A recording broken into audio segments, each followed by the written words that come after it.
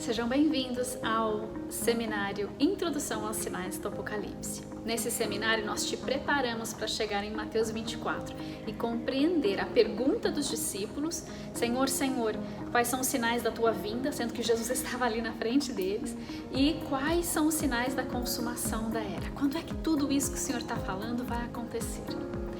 Jesus passou 3 anos e meio ministrando, ensinando e reformulando a mentalidade dos discípulos e do povo daquela época, para que eles não perdessem o tempo da sua visitação. Nós vamos depois pegar toda essa informação e lançar para nós aqui no século 21. Qual é a mudança de mentalidade? Qual é a reformatação? Qual é o alinhamento que Deus está fazendo em nós, na nossa teologia, nas nossas caixas doutrinárias, para que nós também não venhamos a perder o tempo da nossa visitação agora na segunda vinda de Cristo? Quais são os sinais? Como é que nós, Igreja Gloriosa, nos prepararemos? Vamos embarcar nessa jornada juntos? Não se esqueça de se inscrever no nosso canal, ativa aí o sininho das notificações, se inscreve. E você pode nos seguir em outras mídias sociais também. E se você quiser nos abençoar, há algumas maneiras aqui embaixo pelas quais você pode fazer isso. Shalom, shalom.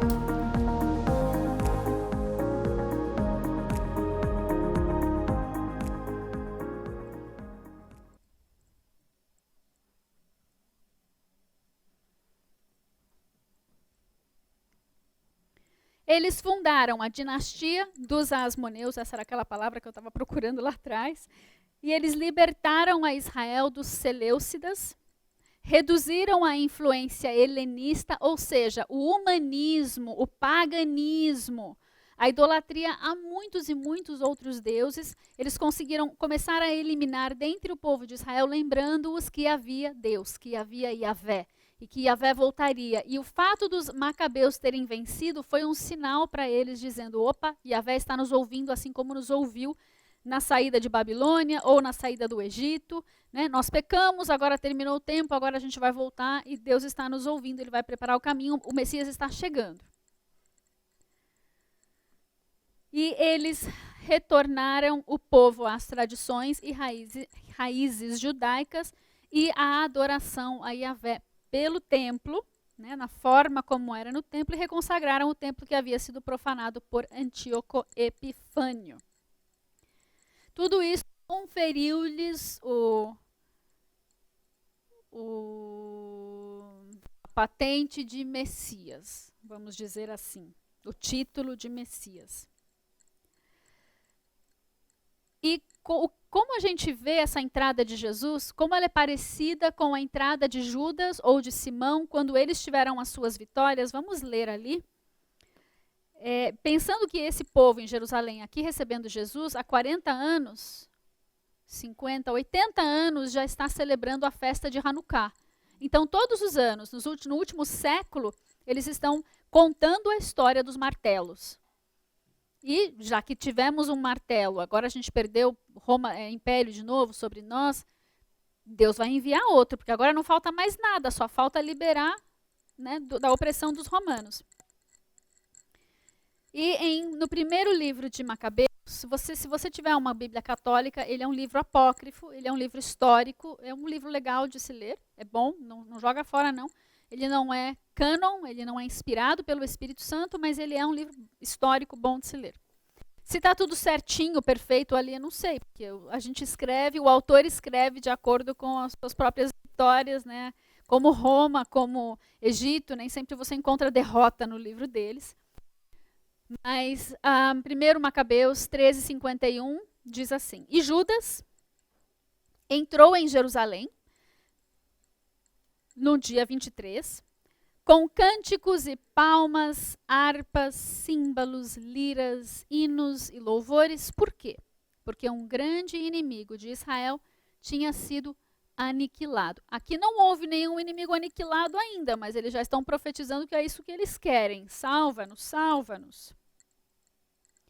Ordenou também que esse dia fosse celebrado a cada ano com regozijo. No estabelecimento da festa da dedicação, a festa de Hanukkah, aquela que a gente lê em João capítulo 7, que Jesus subiu a Jerusalém nessa festa, uma festa de inverno, Israel celebrava a Judas Macabeu, que os libertou com ramos, ramalhetes. Simão, irmão de Judas Macabeu, foi tido como uma figura messiânica. Está no texto que, apesar de ser apenas um homem, assumiu todas as posições de liderança em Israel, sacerdócio, chefe do exército, do governo e etc.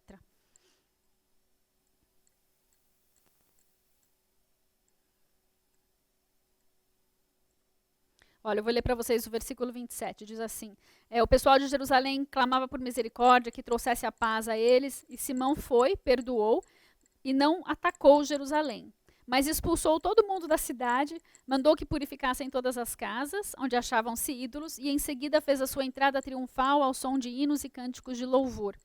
Fez desaparecer dali toda a impureza e trouxe de volta os habitantes fiéis à lei, ou seja, ele substituiu a população pagã pela população santa, vamos dizer, fiel à lei. Mas, né, fiel à lei. Fortificou a cidade e construiu para si mesmo uma morada. Perdão, essa era a cidade de Gazara. Aí ele vai para os ocupantes da fortaleza de Jerusalém, que não podiam sair para ir ao campo comprar e vender, estavam em terrível miséria. Muitos morreram de fome, e eles falaram: Simão, Simão, dá-nos a paz. E ele a deu, mas também os expulsou de lá e purificou a fortaleza. Veja que ele veio com uma figura messiânica que veio para limpar a terra, a cidade, de todo o paganismo, de toda a sujeira espiritual, de todo o sincretismo. Jesus vai fazer isso também. Dá para entender porque eles pensaram que o martelo era um Messias. E aí ele entrou em Jerusalém com cânticos, esse foi o texto que nós lemos, harpas, símbolos, liras, hinos e louvores. E ordenou que todos os dias fosse celebrado com regozijo. Tudo isso na memória dos discípulos e do povo da terra. E nós já comemos nossa comidinha gostosa. A gente está esperando aquela de cima agora e essa do meio, ou essas do meio, que são o nosso lanchinho da tarde. Quais são os eventos, então, em Mateus 21? Os eventos de Aviv 10 a Aviv 14. Depois da entrada triunfal, Jesus limpa o templo, ele expulsa os mercadores e ele chama o povo que está ali de ladrões. Isso aqui é um covil, um esconderijo de ladrões. O que é isso? A casa do meu pai. Deixa eu mostrar para vocês o que é a casa do pai. É um lugar de realizar sinais e maravilhas, um lugar de amar as pessoas, de levá-las à salvação, de reconectá-las ao Pai, ao Criador.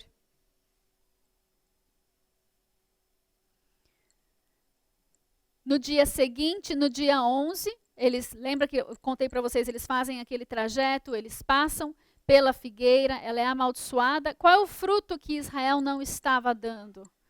O fruto de arrependimento. Eles foram incrédulos. E isso fez com que eles perdessem o tempo da sua visitação. Agora, o arrependimento sempre é possível se você estiver vivo. O problema é que na segunda vinda vai ser um pouquinho mais difícil, porque os abalos serão maiores, a perseguição será real. E a gente não sabe quanto tempo a gente vai ter. Se negar a Jesus e não receber a marca da besta, talvez você tenha uma chance ainda. Mas se você receber a marca da besta, o seu destino está selado. Sim, não estou inventando, isso está escrito lá em Apocalipse com todas as letras. Não é o nosso tema de hoje, vem fazer o curso com a gente. E ele ensina através desse texto que a fé move montanhas. A gente vai analisar esse texto com detalhes ainda, porque ele é um texto muito importante. E de 23 a 27, as autoridades questionam, esse é o teste dos 4 dias que Jesus vai passar, para sabermos se realmente ele é o Cordeiro.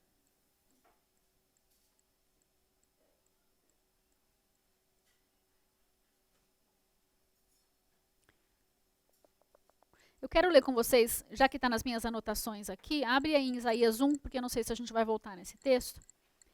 Mas em Isaías 1, de 10 a 17, nós temos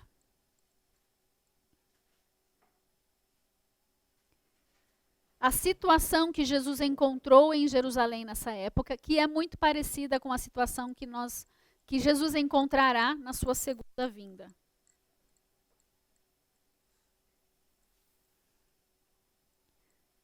É o retrato da maldição que fluía do templo, que é diferente da bênção que devia fluir do templo. Isaías 1, versículo 10. Ouvi a palavra de Yahvé, príncipes de Sodoma, prestai ouvidos à lei do nosso Deus, vós, povo de Gomorra. Conexão Apocalipse, lá em Apocalipse 11, do que Jesus chama Jerusalém?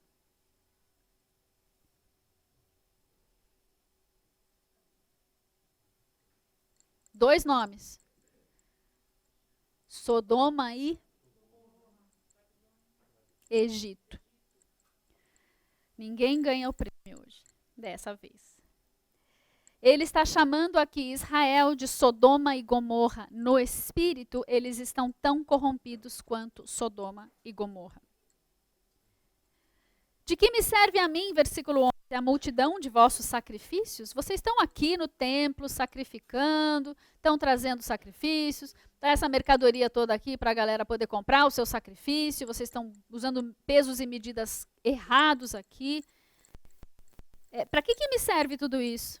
Para que serve você ir no culto e bater ponto todo domingo, toda quinta, toda quarta?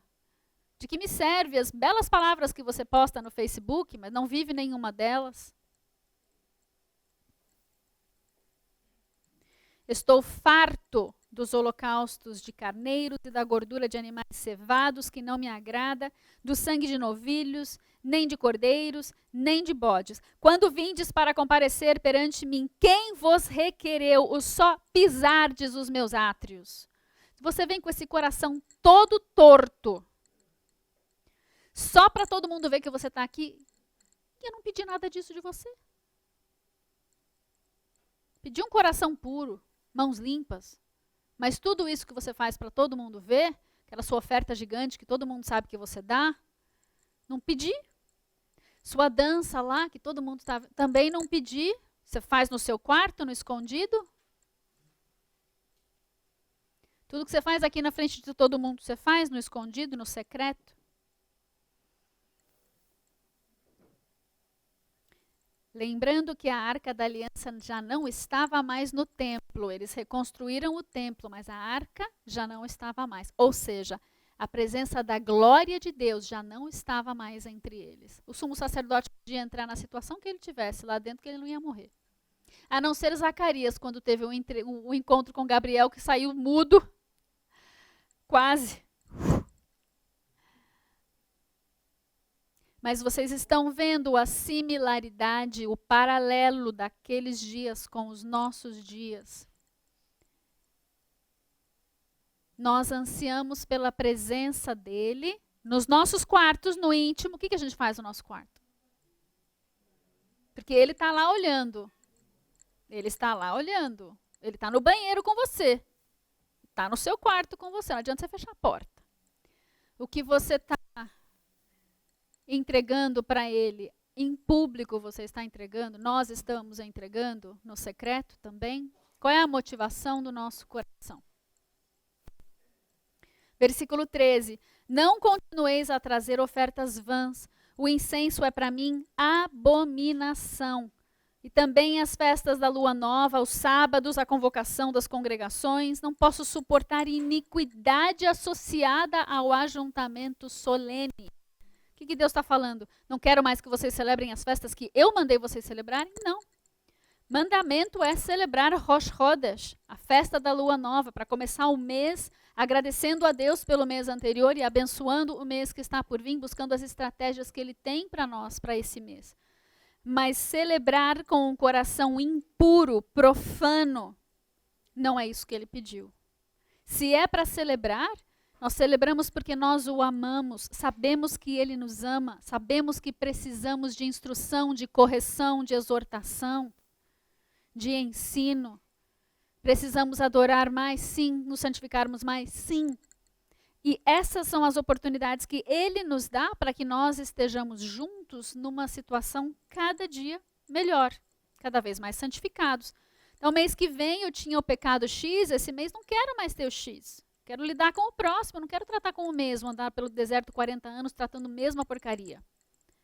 Nós sabemos que nós somos como cebolas, né? Estamos sendo tratados dia após dia, semana após semana, mês após mês. Para isso nós celebramos Shabat, para isso nós celebramos a viração do dia com ele, é todo dia, é toda semana, é Rosh Chodesh, é todo mês. As festas do Senhor é todo semestre. Os ciclos que Deus nos deu são ciclos de santidade, são ciclos de redenção para nós, para as nossas cidades, congregações, ministérios, nação. São ciclos de santidade, de santificação para nós. Mas se você fica preso naquele pecadinho daquele ciclo anterior, tem coisas que Deus não pode te dar para você não morrer. Porque quando você avança com Ele, Ele coloca mais autoridade, mais poder nas suas mãos. Mas você não poderá você não poderá manusear aquela espada que Ele tem para você, o ciclo daqui de cima, se você não vencer o problema daqui de baixo, porque senão você não vai saber usar a espada e você pode se ferir. E Ele não quer, como um bom pai, Ele não quer que você saia ferido. Que você saia curado, que você seja vencedor de fato. Você não tenha que andar 40 anos pelo deserto. Passou um ciclo, já está bom, vence essa para você ir para a próxima. Nós vamos ter coisas para sermos libertos? Vamos. Mas nós podemos ir de glória em glória em glória, de fé em fé em fé, de vitória em vitória em vitória, de força em força em força. E esse é o ciclo de coisas que nós celebramos para a santificação, para que nós cresçamos e tenhamos a autoridade necessária para os tempos que estão por vir, porque vidas precisam ser salvas. Não é amor somente de nós mesmos, para a nossa própria salvação, para que não tudo que nós tenhamos não seja queimado como palha, mas também para que nós tenhamos essas águas vivas para jorrar para os outros. Versículo 15, Isaías 1. Pelo que quando estendeis as mãos, escondo de vós os olhos. Olha, imagina você fazendo isso para Deus, e Deus virar as costas para você. Que tal? Tem gente que nem sabe o que é isso, porque nem foi ensinado sobre as dimensões do Espírito. Mas quando nós chegamos diante de Deus, que tenhamos mãos limpas e que nós queiramos levantar as mãos para adorá-lo de fato, não para os outros verem que nós estamos adorando, mas para que porque Ele é digno de receber a nossa adoração em qualquer lugar.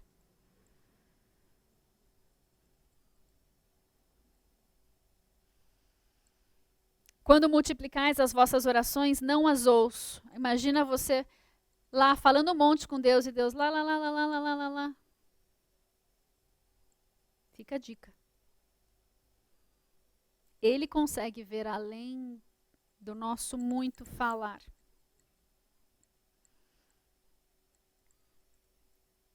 Não ouço porque as vossas mãos estão cheias de sangue. Agora a gente entende por que Davi diz coração puro, mãos limpas que não estejam cheias de sangue, porque eu não matei o meu irmão em pensamento agora há pouco. Não assassinei o caráter de alguém falando mal dele pelas costas, ainda que seja verdade, porque Deus diz, traz o irmão e fala na frente dele. Lavai-vos, versículo 16, purificai-vos, tirai a maldade de vossos atos de diante dos meus olhos. Cessai de fazer o mal. Lembra da parábola do bom samaritano que ajudou o ferido quando o levita e o sacerdote o abandonaram? Ninguém estava olhando. Publicano, pecador, eu que não vou tocar nisso, vou ficar sujo. Já ficou sujo só da sua atitude. Já está com sangue nas mãos só de pensar dessa maneira. Ao invés de ter compaixão nessa vida e ajudá-lo. E no nosso dia a dia, a gente minimamente pergunta para o Espírito Santo se deve dar uma esmola. se deve ajudar alguém, se deve orar por alguém, se deve entrar numa farmácia e comprar algo para alguém. Eu sei que se a gente fizer isso em todos os lugares, todos os dias, nosso salário inteiro vai só nisso, porque aqui no Brasil é farto, né? Mas pergunte para o Espírito Santo. Algumas vidas ele quer que você ajude, sim. Você faz justiça. Esmola é fazer justiça. Você pega do que você tem e dá para aquele que não tem. E é importante nós fazermos, isso é um princípio bíblico que é para nos tornar humildes. Não é para você sair todo soberbo, eu ajudei. Ninguém precisa saber, ninguém precisa ver. Agora, quando você entregar, pergunte se tem uma palavra para você entregar para aquela vida também, que você possa orar até abraçar. Rompe as barreiras. Se o Espírito Santo mandar você abraçar, eu que sou a pessoa que cheira o cheiro lá da esquina, se Deus mandar, né, teve gente que teve mais treinamento na área de estar envolvido com pessoas que não têm a oportunidade de tomar banho todos os dias, como nós. Mas se Deus mandar abraçar, abrace. Se Deus mandar colocar a mão, coloque. Perca seu medo da sujeira. Pelo amor de Deus, você comeu bastante quando você era pequeno. Tenho certeza que você lambeu o chão várias vezes quando você era pequeno. Seu sistema imunológico está bom. Creia no sangue de Jesus que flui nas suas veias.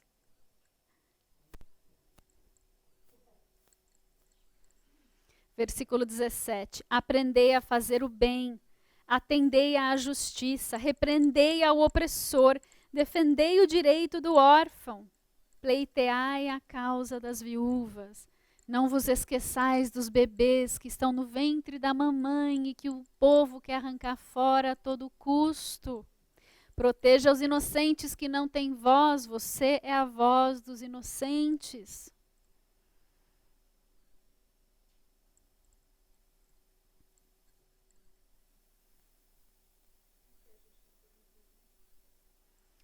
A justiça do reino é bem diferente da nossa justiça. E nós precisamos aprender com Jesus tudo que ele fez. Não, você não é Jesus, eu entendi, eu também não.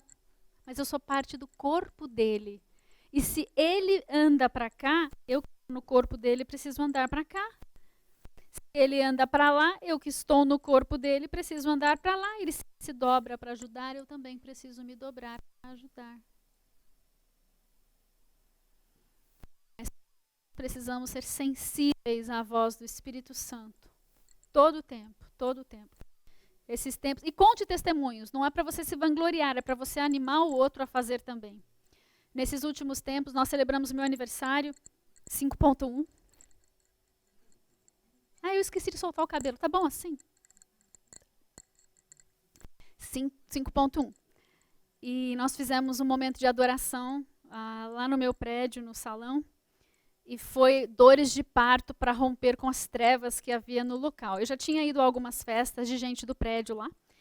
E realmente as músicas que se tocam ali são lamentáveis. E tem de macumba, porque as pessoas ouvem MPB, ouvem pop, ouvem tudo quanto é coisa e quase tudo é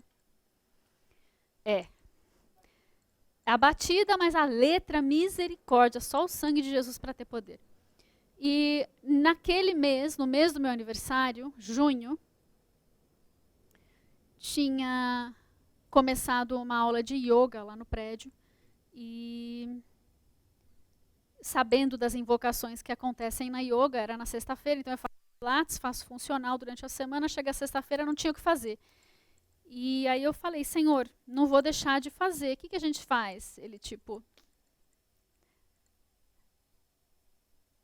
bandeiras, bora. Fiz uma compilação de músicas de adoração e músicas bem gostosas, porque eu fui para malhar, gente. Então eu desci para malhar, desci para a área comum do prédio para malhar. E então eu pus músicas para eu dançar mesmo. E algumas assim ali no meio para eu poder usar as minhas bandeiras. E então um dia foi na quadra grande, outro dia na quadra pequena, outro dia no parquinho. Aonde eu consigo um espaço, é 8 horas da manhã, tem pouca gente por ali, não tem criança no parquinho. E eu senti que eu precisava fazer isso. Essa é a minha área, certo? Quando eu adoro, Deus me deu autoridade para liberar, abrir, fechar, romper, entregar chaves, plantar, semear, arrancar, expulsar pelos movimentos do meu corpo. Nada mais correto do que ele me chamar para fazer isso, não só na minha sala, mas também na área comum, que é uma extensão do meu quintal. É minha casa. Se os moradores podem invocar demônios, eu posso invocar a Deus, e maior é o que está em mim do que o que está no mundo. Ninguém pode me proibir de, né? E algumas semanas antes do meu aniversário, nós já começamos, e no meu aniversário houve um mover de dores de parto, e o peso da glória do Senhor veio. A irmã acabou de me contar aqui na hora do almoço. E eu vejo isso como uma resposta de oração, como um cuidado do Pai, porque é algo que nós temos intercedido todo domingo nos nossos cultos. Nós temos orado pelo Brasil, e vocês ouvem a tradução do culto da minha casa. E eu estou ali sempre que eu falo, Senhor, abençoa a minha casa, o meu condomínio, é ali que eu estou abençoando. Quando nós profetizamos sobre a nação e sobre a nossa cidade, é dali que está saindo a minha profecia. E eu vejo o cuidado do Pai em expandir esse cuidado para com os meus vizinhos, que são a minha família local, são o meu vilarejo, a minha aldeia.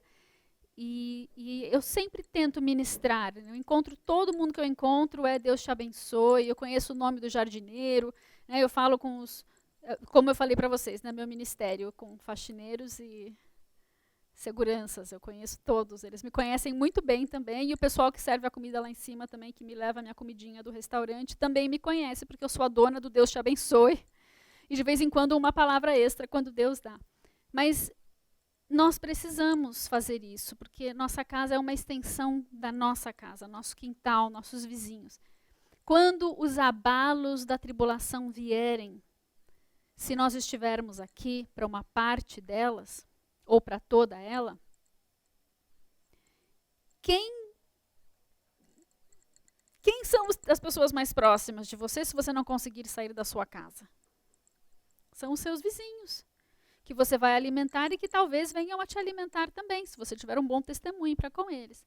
Também você será perseguido, sim, mas melhor você ser perseguido tendo salvo algumas vidas e tendo sido testemunho de Jesus, testemunha de Jesus mesmo, do que não ter feito nada disso, não é? Então, bem, fica a dica. Essa parte pode ficar fora da edição para o público, tá bom? Pode ficar para todos vocês que estão aqui conosco, mas não precisa ficar aberto ao público. Mas contem testemunhos uns aos outros dos desafios que você tem. Peça intercessão, gente. Eu estou ministrando amigo meu da escola, fulano da faculdade, aluno não sei da onde. Vamos participar como corpo de Cristo, nem que seja com o Senhor, haja paz. Mesmo que seja uma oração que Deus te dá naquele momento, isso é corpo. É nós segurarmos as mãos uns dos outros, nós estendemos as mãos uns para os outros, para caminharmos juntos. E mesmo que seja uma oração, uma já é uma mão que te sustentou num momento. Né? Deus sabe como administrar as muitas orações que vêm a nosso favor.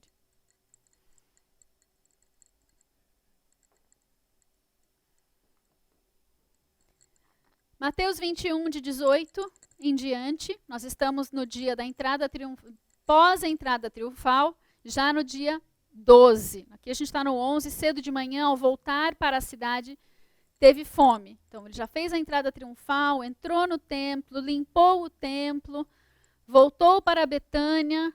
No dia seguinte, dia 11, eles saíram de Betânia, ele passou pela figueira e Jesus teve fome. Agora, vamos prestar bastante atenção nesse segmento, porque ele é muito importante.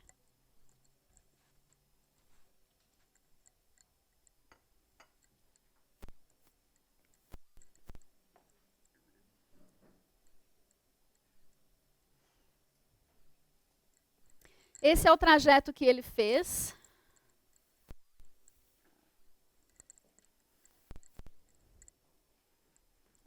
De novo, de Betânia para Betfagé, para Jerusalém. Mas qual a importância desses lugares e dos nomes desses lugares? Betânia é conhecida como a casa de tâmaras, mas o nome mesmo significa casa da miséria. Bet-Ania. Ania é pobre, necessitado, miserável, fraco e aflito.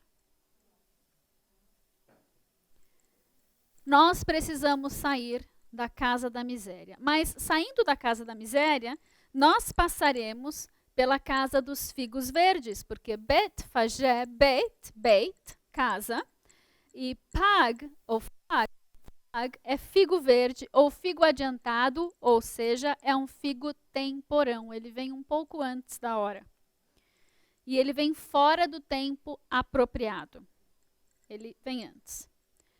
O fruto que Jesus procurava na casa dos figos verdes, saindo da casa da miséria, era o fruto de arrependimento que ele não encontrou em Jerusalém como um todo. Assim como hoje, em âmbito nacional, o líder demonstra algo, mas o restante do povo nem sempre demonstra a mesma coisa. O fruto do arrependimento do remanescente na primeira vinda vem antes do fruto da salvação nacional na segunda vinda. De novo, registra. O fruto do arrependimento do remanescente da primeira vinda vem antes do fruto da salvação nacional da segunda vinda.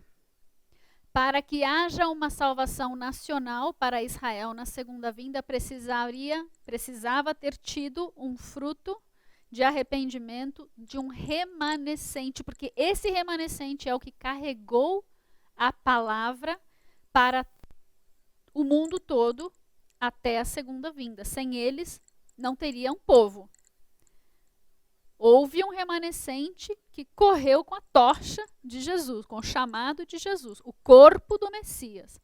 Aqueles 12, os 72, os 120 e a multidão, tanto de Israel como dos gentios, que entrou a partir daí.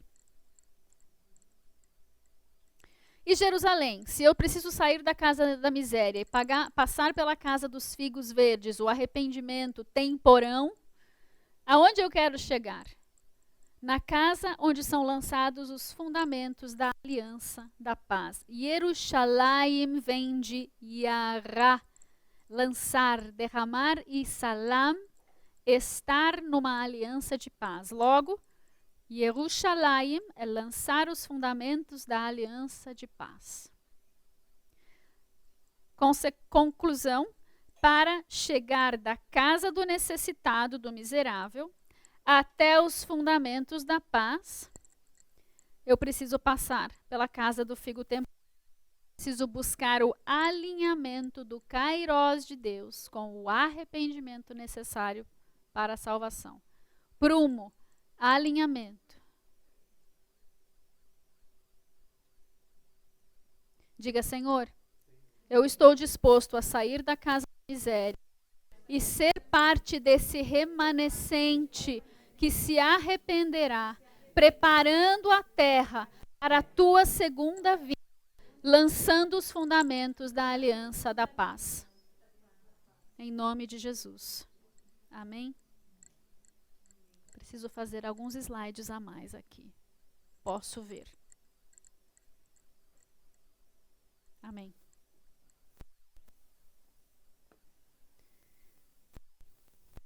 E vendo uma figueira à beira do caminho, aproximou-se dela, não tendo achado senão folhas, disse-lhe: nunca mais nasça fruto de ti. E a figueira secou imediatamente. Que maldade! Você matou uma figueira, de uma figueira para a floresta amazônica inteira, meu Deus do céu, Jesus, que é isso? Brincadeirinha, só que não, porque hoje em dia você não pode mais cortar um galho de árvore que alguém chama o Ibama. As pessoas não têm noção, né, do que é uma árvore, do que é uma floresta inteira e muito menos do que é uma amazônica úmida que não pega fogo dentro. Pronto, falei. Está registrado? Oh, aleluia. Eu falei não pega fogo dentro, lá dentro.